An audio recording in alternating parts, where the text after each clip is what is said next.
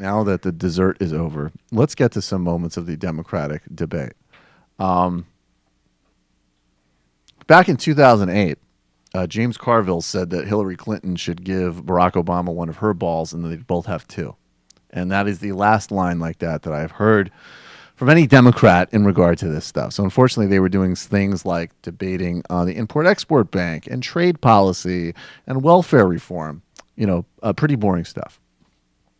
So let's get to this exchange around the TARP and the auto bailout. Hillary, I think if we're being objective, she scored some points here, although the reason Bernie got frustrated is because this is tremendously disingenuous. So let's play this sound. Well, I'll tell you something else that Senator Sanders was against. He was against the auto bailout. In January of 2009, President-elect Obama asked everybody in the Congress to vote for the bailout. The money was there and had to be released in order to save the American auto industry and 4 million jobs, and to begin the restructuring. We just had the best year that the auto industry has had in a long time. I voted to save the auto industry. He voted against the money that ended up saving the auto industry. I think that is a pretty big difference. Well, if you are talking about the Wall Street bailout, where some of your friends destroyed this economy. Excuse me, I'm talking. Let him run.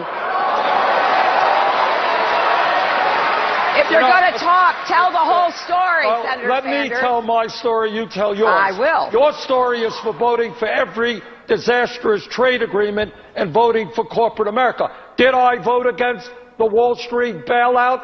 When billionaires on Wall Street destroyed this economy, they went to Congress and they said, oh, please, we'll be good boys, bail us out. You know what I said? I said, let the billionaires themselves bail out Wall Street. Shouldn't be the middle class of this country. Okay. Wait a minute. Wait, can I finish? You'll have your turn. All right, but ultimately, if you look at our records, I stood up to corporate America time and time again. I went to Mexico. I saw the lives of people who are working in American factories and making 25 cents an hour. I understood that these trade agreements were going to destroy the middle class of this country. Okay, so this clip actually kind of encapsulates everything about this primary. So she's quite right. He voted against parts of the auto bailout because it was part of TARP, which he wanted to vote against, which is the overall Wall Street bailout package, which Bernie opposed along with many other progressives because it was a no strings attached cash infusion to Wall Street who had wrecked the entire economy. Now, I understand why people would vote for the bailout in the situation we were in, and I think it's a legitimate point of debate. But he opposed it, obviously not because he opposes. I mean, I doubt you could find few people in politics more concerned about the middle-class jobs provided by the auto industry than Bernie Sanders. He voted against it because in the totality of the bill, it was a string-free bailout of Wall Street, which he opposed. She hits him on the specifics.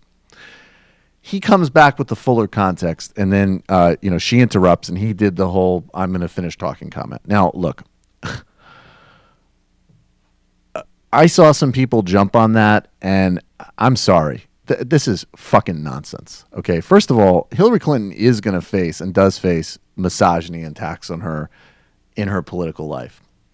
At the same time, she is a highly competent, very smart, very aggressive, very capable debater.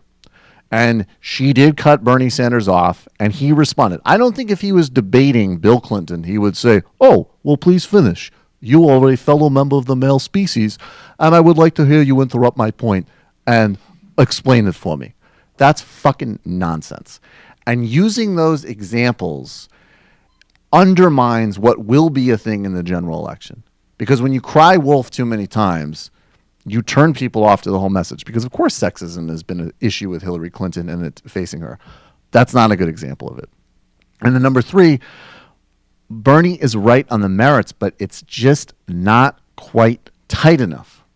You got to start from the general. Look, no one cares about auto worker jobs more than me. That's why I did X, Y, and Z. That's why I opposed these terrible trade agreements.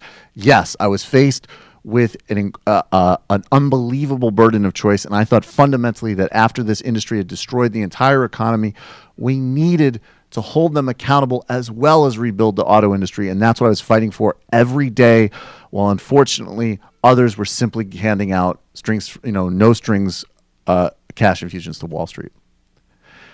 So, look, Bernie is doing a tremendous job, but there are limits there. And I think that exchange really encapsulated it.